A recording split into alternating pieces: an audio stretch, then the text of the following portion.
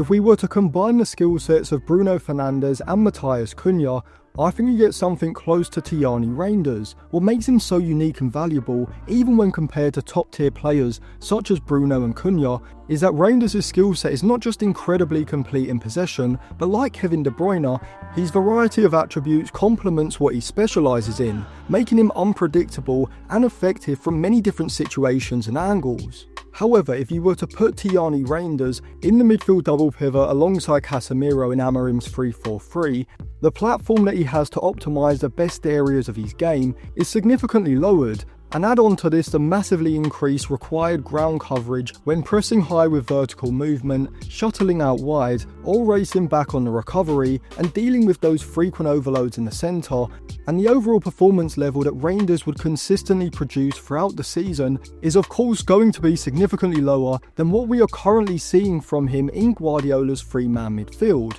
where he is playing a similar role to the one that I think either Bruno or Cunha could thrive in, but only in the midfield three, or in the 3-4-3 with both either side of Sesko as interior forwards, who would have greater positional freedom in order to float around the centre of the pitch into deeper positions, creating overloads in congested central areas. And so in this video I'm going to be analysing why Reijnders is so effective in this particular role, the subtle parts of his game that you may have missed, that when broken down with the intention explained behind it, proves to be essential to his overall effectiveness in certain situations. Before in the second part to this video, which should be out shortly, I show you a setup where Cunha or Bruno, or potentially both, could be used in a similar way with major or minor tactical alterations to Ruben Amorim's current system. But before I go any further, if you want to check out any cheap, good quality football jerseys, go over to jerseyfifa.co. They've got a variety of different current season and retro jerseys, including the new season jerseys for the 25-26 season. They sent me over the new Manchester United home shirt with Bruno Fernandes on the back, as well as this 06-07 white Manchester United away shirt with Ronaldo number 7 on the back, alongside this Zinedine Zidane Juventus shirt from the 1990s as well. If you use code ATLANTIS at checkout, you'll get a 10% discount, so I'll leave it linked in the description and in the comments section below. So in the opening game of the season against Wolves, we saw Tijjani Reijnders playing a kind of roaming playmaker role, receiving the ball in a variety of different areas, those which resemble that of a wide centre-back or an inverted full-back, between the lines centrally but also in the half space, and also in front of the Wolves' defensive shape as well. However, he doesn't just drop into these deeper areas in order to wriggle free of a designated presser or drag them higher up the pitch and out of position. He's also a significant ball progressing weapon from these areas as well, specifically through the centre of the pitch, when the space is tight and congested, as he does here, holding onto the ball for a touch or two longer than many other central midfielders would have, which may initially seem like a negative, and could certainly be depending on the intention behind it, the overall tactical context, but in this particular instance, Reijnders does it in order to draw Strand Larsen into a press, like a matador enticing a ball closer, only then popping off the ball to John Stones when Strand Larsen gets within close proximity. From here, however, he doesn't just stand statically, he immediately recognises the opportunity to split the Wolves' pressing players, and so he floats to the left off of the back of Strand Larsen, opening up the passing lane from John Stones. He receives the ball, and ideally, I think he was looking for a bit more pace on the pass from Stones to either allow the ball to roll across his body to then turn and drive into the space centrally, or to take the ball across his body and Bellegarde to then carry the ball through this wider half space area. However, his speed of thought, game intelligence, technical security and composure allows him to readjust and make the best out of these type of situations. He drops a shoulder and dinks back into the pressure, which once again seems like a rather inefficient decision to make from this position. But Reijnders has the confidence in his close ball control under pressure from multiple angles, and so as a result he's more than comfortable playing in these tight central areas as if he's a five-a-side player, and doing so for a sustained period of play, which is an incredibly valuable trait to have,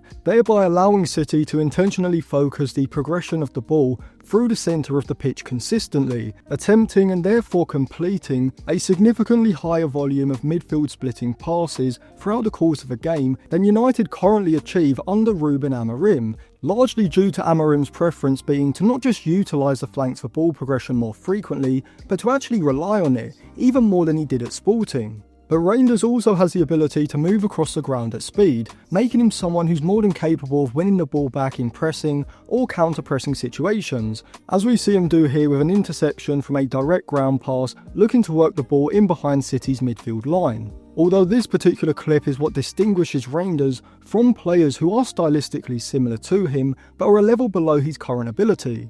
He's receiving the ball wide of Strand Larsen in front of the Wolves midfield line, and look at how comfortable Reijnders is in possession, having the confidence to turn down what would be excellent incisive passes between the lines that he could definitely pull off to instead hold on to the ball for longer. But simultaneously he's driving the ball forward at speed in order to take advantage of the space afforded to him as the Wolves midfield double pivot drop off in order to cut the passing lanes in behind. Reijnders declines a pass to Bernardo Silva in this left-sided half space, carries the ball forward, and then also declines the chance to dink the ball over the top of the back line in order to release Erling Haaland, with the angle of that pass and run not quite being optimal. But despite not actually releasing the ball from his possession, his proactive possession style means that he's still progressing the ball forward, whilst waiting for the optimal movement ahead of him. Once again, from this position 9 out of 10 times, you would say that a central midfielder should be splitting Bellegarde and João Gomez and finding Oscar Bob in this wide position, wherefrom the City winger can then isolate the wing-back in a 1v1. However, yet again Reijnders declines, and not even for another pass, as he could thread this pass through into Rico Lewis in behind the midfield line, or even pop the ball off wide of Bellegarde, having drawn both him and Gomez into his orbit, releasing Stones, who is doing exactly what we need to see United's wide centre-backs do more of, which is backing up the play with the perfect timing and positioning sitting slightly narrow but not too wide, allowing them to take advantage of the space created as the left-sided midfielder is drawn in towards the ball. Instead, Reijnders uses Stones as a decoy, completely selling João Gomez elegantly, strutting past both Wolves' central midfielders, showcasing a mixture of elite level ball control at speed and powerful acceleration, wherefrom this is where we can truly see that Reijnders is an elite level central midfielder, as his speed of thought, composure in his technique, and pinpoint execution and timing allows him to take advantage of the left-sided centre-back Totti, even initiating as though he was about to engage, without even actively moving forward, just taking up a closed body stance, which then allows Rico Lewis in the right-sided half space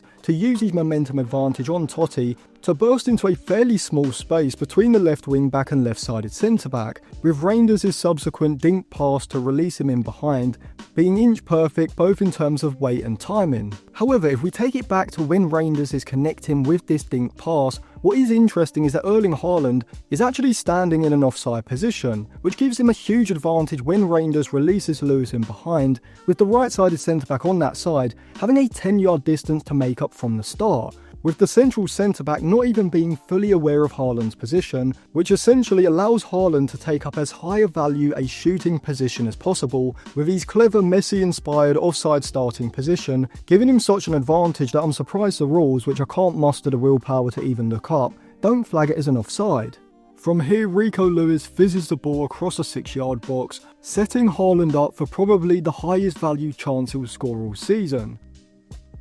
But Tijjani Reijnders' part in this goal was a definition of an assist for an assist, with Reijnders single-handedly progressing the ball from in front of the Wolves' defensive shape all the way into the box, where just 2 touches later the ball was in the back of the net. What makes Reijnders so good is that he's essentially a more evolved and powerful version of Frankie de Jong, whereas in his earlier years in the Eredivisie, and when he first joined AC Milan, I looked at him stylistically as potentially evolving into a single pivot regista role, such as Rodri, more than a roaming playmaker like De Bruyne. However, his progression over the last 18 to 24 months at AC Milan saw a significant improvement in his vision, composure under pressure, decision making, and the execution of his final ball, to the point where now he'd probably be wasted as a single pivot, and significantly better when he's given the freedom to push further forward, higher up the pitch, and influence the game in the final third. Now in the follow-up episode, I'm going to be analysing how either Bruno or Cunha, whilst not having an identical skill set to Reijnders,